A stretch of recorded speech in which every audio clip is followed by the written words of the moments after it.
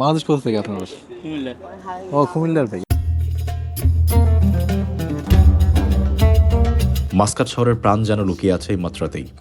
আরব সাগরের নীল জলরাশি যখন পাহাড়ের গায়ে এসে আশ্রে পড়ে, তখন মনে হয় ইতিহাস আর বর্তমান একসাথে হাঁটছে। মাত্রা কর্নিশ ধরে হাঁটলে একদিকে শান্ত সমুদ্র আর অন্যদিকে পাথুরে পাহাড়, যেন প্রকৃতি নিজে এই শহরটাকে আগলে রেখেছে। ইতিহাস ও সংস্কৃতিতে নিজেকে ডুবিয়ে রাখার জন্য মুত্রা হলো মাস্কাটের সেরা জায়গা। এখানে রয়েছে তাদের ওমানের ঐতিহ্যবাহী সুক। মুত্রা সুক ওমানের কেন্দ্রস্থলে অবস্থিত। এটি দেশের অন্যতম প্রাচীন এবং সবচেয়ে আইকনিক মার্কেট প্লেস।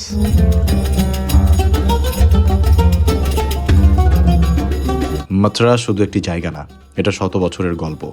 প্রাচীন বন্দরের এলাকা এক সময় ছিল আরব, আফ্রিকা আর ভারতের ব্যবসায়ীদের মিলন মেলা। সেই ইতিহাস আজও বেঁচে আছে মুত্রার সুকের অলিগলিতে। সালাম আলাইকুম, আশা করছি সবাই অনেক ভালো আছেন। আজকে ওমানের রাজধানী মাস্কাটে আমার দ্বিতীয় দিন, আর এই মুহূর্তে আমি আছি মাত্রাতে। মুত্রা কর্নিশে দাঁড়ালেই প্রথমে চোখে পড়ে গাংচিলের উড়াউড়ি। সাদা রানায় ভর করে তারা আকাশ আর সমুদ্রের মাঝে এমনভাবে উড়ে বেড়ায় যেন এই জায়গাটার আসল পাহারাদার তারাই। এখানে নিচে হচ্ছে কেউ কিছু একটা ফেলেছে, কোনো খাবার, এবং যার কারণে পুরো গাংচিলগুলো এই খাবার খাওয়ার জন্য এখানে একজোট হয়ে সবাই এখানে লাফালাফি করছে। প্রচুর পরিমাণে গাংচিল এই যখন সব, আমার কাছে মনে হচ্ছে হাত দিলে হয়তো হাতের উপর বসবে, বাট না, আসলে বসবে না, পুরো উড়ে যাচ্ছে।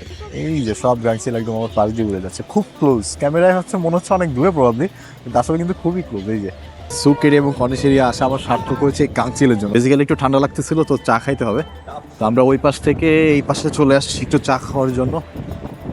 কফি শপে তো চা পাবো, কফি শপে তো 100% পাবো। আমরা এখানে যাই, দেখি এই যে এখন বাতাসে একটু ঠান্ডা লাগতেছে। You have tea? হ্যাঁ, you have tea, চায়? চাই নাই, কফি। Save coffee.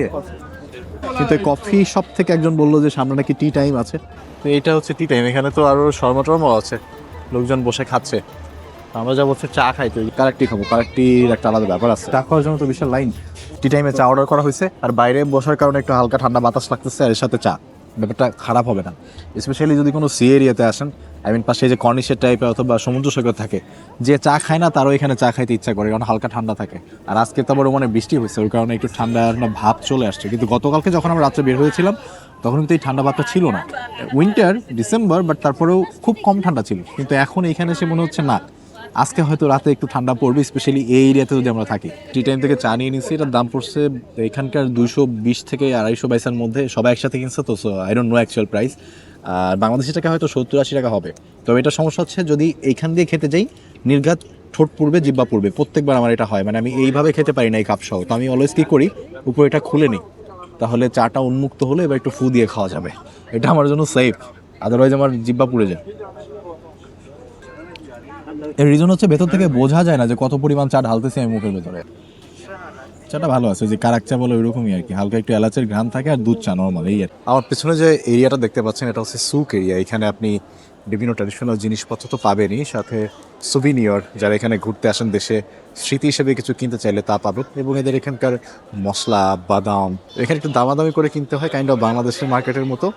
আদারওয়াইজ এখানে ফিক্স কোনো প্রাইস নাই। এখানে প্রচুর পরিমাণে বাংলাদেশি, পাকিস্তানি লোক পাবেন যারা এই সমস্ত দোকানে কাজ করে। পুরো এরিয়াটাকেই বলা হয় সুক এরিয়া। এই ভেতর দিয়ে ঢুকে অনেক বড় জায়গা, কর্নিশের পুরো জায়গাটা এরকম আছে, মানে ব্যবসার একটা জমজমাট কেন্দ্র আর কি, আমাদের নিউ মার্কেটের মতো কাইন্ড অফ। এগুলো হচ্ছে ফ্রিজ ম্যাগনেট, মানে এইখান থেকে এগুলো কিনে নিয়ে গেলে যে স্মৃতি হিসেবে আপনি আপনার ফ্রিজে ঝুলাই রাখতে পারবেন।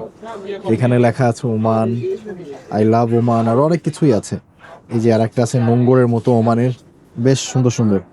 এগুলোর দাম কেমন আমি জানি না, তবে 1 থেকে 2 রিয়ালের মতো হবে, বাংলাদেশের 600-700 টাকার ভেতরে হবে আমার যতটুকু আইডিয়া। এটা হচ্ছে একটা শাল, এটা কিনলাম, মানে এত সফট এই কাপড়টা, আবার যেহেতু গ্রামে যাব এখান থেকে গিয়েই, তো এই জন্য হচ্ছে এটা নিলাম আমি। 8 রিয়াল চেয়েছিল, তো 5 রিয়ালে হয়তো ফিক্স হয়েছে। তো এই শালটা নিলাম, এটা 5 রিয়াল মানে বাংলাদেশি টাকায় প্রায় 1600 টাকার মতো পড়ছে। কিন্তু এটা এত পাতলা আর সফট যে দেখে ইচ্ছা করলো নিতে, হাতে দিলেই মনে খুবই একটা সফটনেস কাজ করতেছে। আর আই থিঙ্ক গ্রামে গিয়ে এটা শার্ট, পাঞ্জাবি প্লাস জ্যাকেটের সাথে এইভাবেও নেওয়া যাবে, আবার এরকম চাদরের মতো পরা যায়। Not bad. অবশ্য আরও বড় করা যায়, এরকম আরও উঁচু হয়ে থাকে অনেক দূর পর্যন্ত। ইটস নট ব্যাড না, জুম্মার দিনে পরে যাওয়ার জন্য একটা অন্যরকম টুপি হইতে পারে। তো দূর থেকেই সবটা দেখে এটা মানে সিঙ্গারা আছে, তো ভাবলাম একটু সিঙ্গারা খেয়ে দেখি। সমুচাও আছে, পেঁয়াজও আছে, তো এইটা brother this How much is this on one piece? 100 paisa? Give me 5. এতে কেমন জানি না, আগে 5 পিস নিয়ে দেখি। গরম হ্যাঁ না? গরম হ্যাঁ? দেশি জিনিস তো, মানে সিঙ্গারা টিঙ্গারা দেখে একটু ভাজা পোড়ার ঘ্রাণ যাচ্ছিল বাতাসে, তো আমি এই জন্য দৌড়ায় আসছি একটু সিঙ্গারা খাই দেখি। চলেন বিসমিল্লাহ।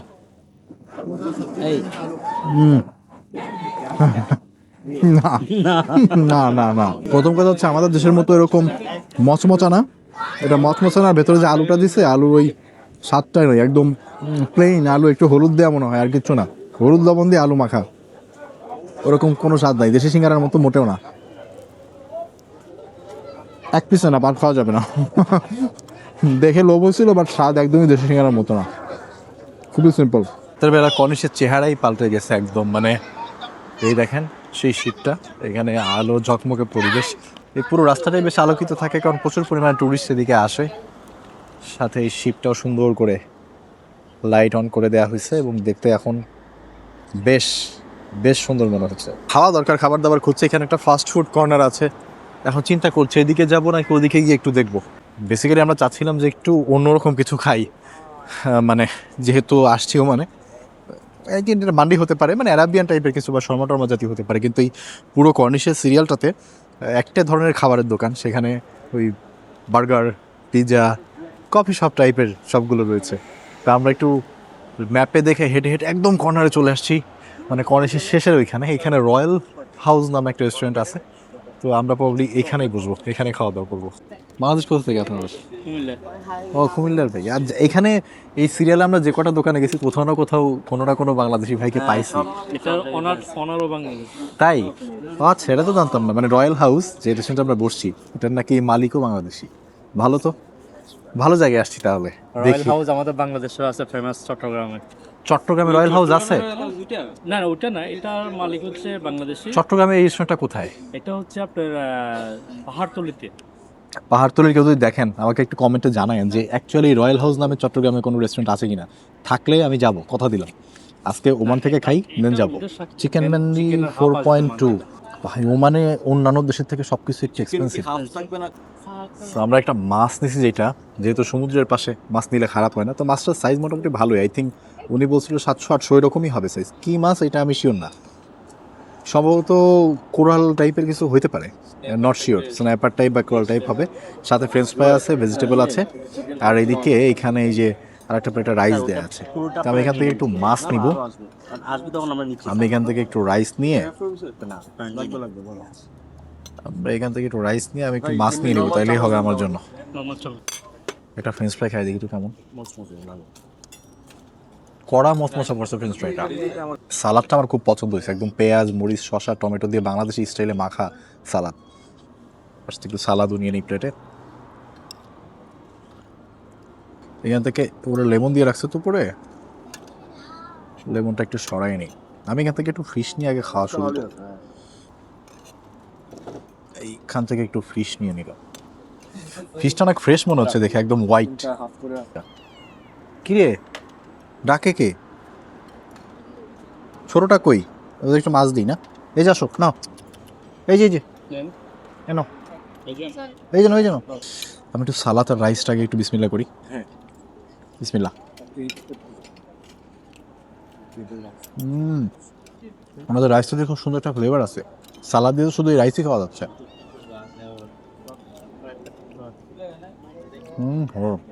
সরিষার তেল দিয়ে সালাদটা বানাইছে তো, আমার ওই চিকেন বা ফিশ না হলেও চলতো।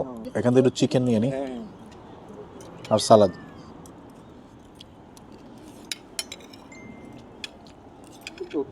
এই ফিশ আমার পেটে ঢুকবে না, ওরা মেমাও করলে আমার খুব খারাপ লাগবে, আমি খাইতে পারবো না, আমি দিয়ে দিই। পাশে ওরা কান্না করলে আমি জীবন ওই ফিশ খাইতে পারবো না। এনো, আমার আশেপাশে বিড়াল যদি কান্না করে আমার একদমই সহ্য হয় না, যে খাবারই থাকে আমি এটা খেতে পারবো না এখানে। মানি রাইসটা খুব সুন্দর ফ্লেভার আছে, আমি সালাদ দিয়ে খাচ্ছি, আমার কাছে এটাই ভালো লাগছে। ফ্রেঞ্চ ফ্রাইটা অনেক মজা, একদম কুড়মুড়ে।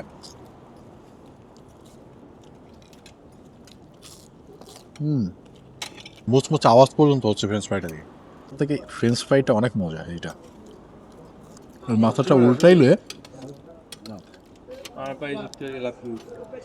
এই যে নাও ইউল গেট সাম ফিশ।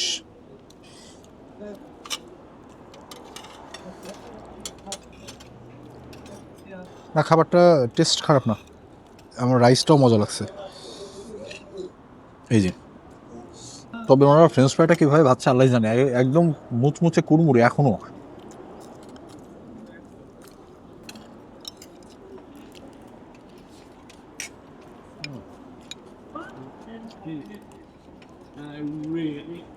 বাংলাদেশি মালিকের রেস্তোরাঁ, কিন্তু খাবারের মান ভালো।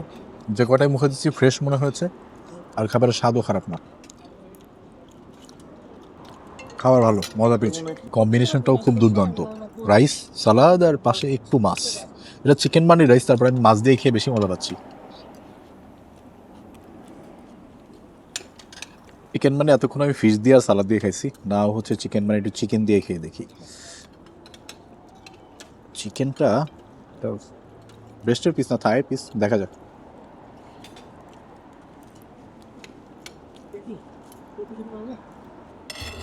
মাথাটা কিন্তু কেটে কি করছেন, খাইলে নিতে পারে। চিকেনটা এত খারাপ তা না, কিন্তু কেন যেন চিকেন মানে এটা ফিশ দিয়ে বেশি মজা লাগছে। আমরা খা ফেলবো না তারা। আর এই সালাদ তো আছেই, সালাদটা হচ্ছে সবচাইতে একদম গেম চেঞ্জার।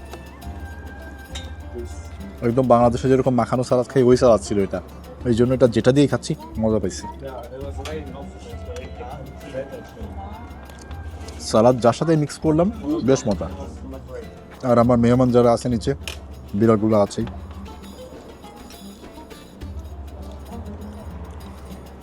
রায়তা কিন্তু না, এটা রায়তা না, লাগবে আর রায়তা ও সবজি কম দেয় আর কি। হ্যাঁ, সবজি তো আছে ভিতরে। মানে 2 দিন যে বাইরে ডিনার করলাম এবং 2 দিন 2 জায়গাতে খেয়েছি, কিন্তু 2 জায়গার খাবারই ছিল দুর্দান্ত। কোনো জায়গায় খাবার একদম মানে বাজে হয় না, 2 দিনের অভিজ্ঞতায় ভালো। রয়্যাল তাজ রেস্টুরেন্টে খাওয়া দাওয়া করলাম, খাওয়াটা বেশ ভালোই ছিল। আর রাতের খাবার তো আমরা ভাবছিলাম যে একটু হালকা খাবো, বাট এই মান্দি দেখে, ওনাদের একটা ফিশ বারবিকিউ ছিল, ওটা দেখে আর আমরা নিজেকে বাধা দিইনি, খাওয়া দাওয়া করেছি। এক্সপিরিয়েন্স খারাপ বলা যাবে না। যাই হোক, আজকের ভিডিওটা এখানেই শেষ করছি। ভালো থাকবেন, অন্য কোনো একটা ভিডিওতে আবার দেখা হবে। যারা আমার মতো বাইরে খাওয়া দাওয়া করেন, দয়া করে এক্সারসাইজ করবেন, তাহলে সুস্থ থাকবেন এবং খাওয়া দাওয়া করতে পারবেন। আল্লাহ হাফেজ, আসসালামু আলাইকুম।